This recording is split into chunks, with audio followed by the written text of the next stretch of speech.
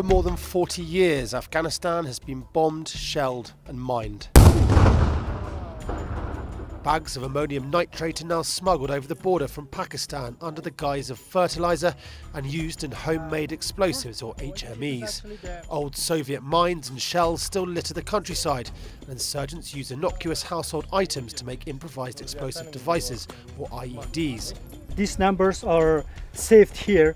Whenever you are dialing this number on the cell phones, then there is a caps, electric caps, and automatically that caps activating and the ID goes off. And while stepping on one almost certainly means serious injury or death, disposing of them can be just as dangerous.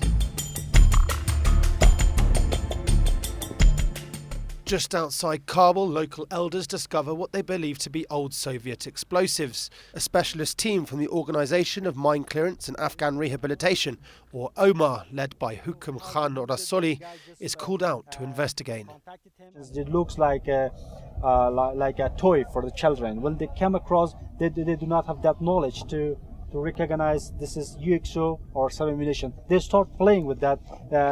That cause to blow off, and most of the casualties now in Afghanistan is from these items.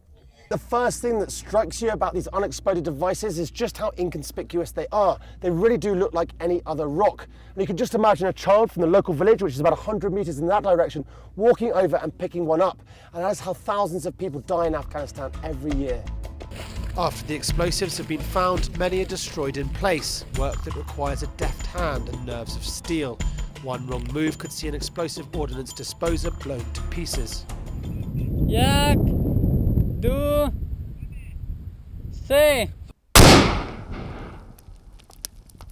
But not all explosives are detonated in location. Explosive ordnance disposal teams from the Afghan security forces collect weapons caches from all over the country and bring them to police stations like this one, where they are prepared for disposal. این مواد این بشکار که می‌بینید تقریباً 300 کیلو مواد است که ما از یک موتور کرولا 2007 است در حوزه پل چرخی که آماده انفجار بود خنثی کردیم.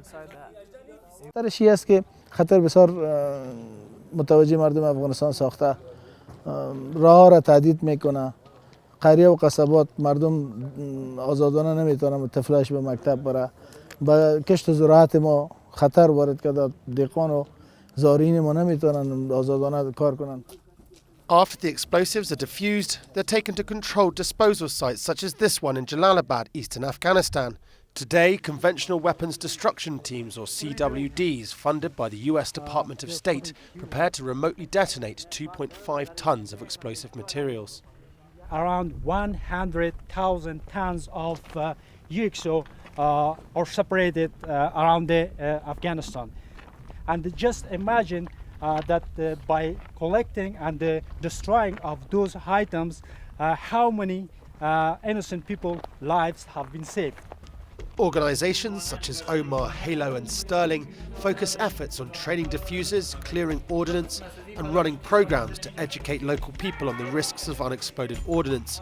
And with counter-IED now an integral part of the Nato training mission in Afghanistan, the battle against explosives and the huge loss of civilian life they cause remains a top priority for both the international community and the Afghan forces. Mishnavi.